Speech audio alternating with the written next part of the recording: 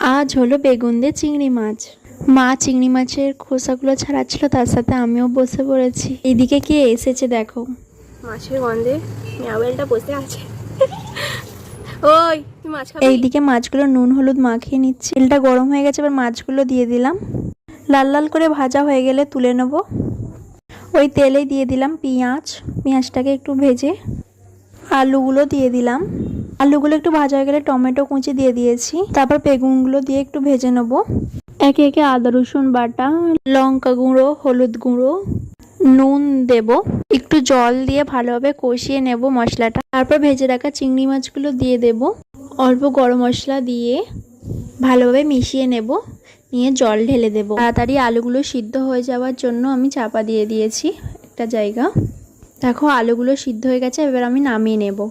আর ঝালটা তোমরা পরিমাণ মতো দেবে তোমাদের বুঝে।